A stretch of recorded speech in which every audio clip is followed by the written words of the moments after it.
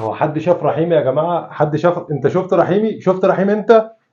دوروا معايا يا جماعه على رحيمي. سفيان رحيمي فين يا جماعه؟ وينه رحيمي؟ وينه رحيمي؟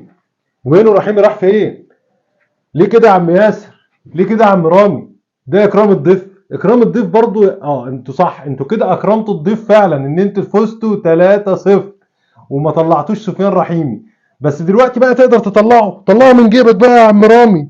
طلعه يا عم ياسر. في دايما كلمه في دول الخليج بيقولوها لما بيلاقي فرقته حلوه جدا وبتلعب كره حلو. فبقول لك ايه؟ بقول لك ان الفرقه دي بتتسلطن النهارده، يعني بتتسلطن، بتقدم كره حلوه وبتلعب بمزاج وبتلعب باسلوب رايق وبتلعب بدماغ رايقه. فعشان كده بيقول لك فرقه الاهلي بتتسلطن النهارده على العين وبتفوز 3-0. الاهلي بيقدم كره النهارده هي الاقرب للكره اللي مكتوبه في كتاب كره القدم في الصفحه رقم 3 في السطر رقم 3، ان الكره بتتلعب كده. فاز 3 النهارده على العين.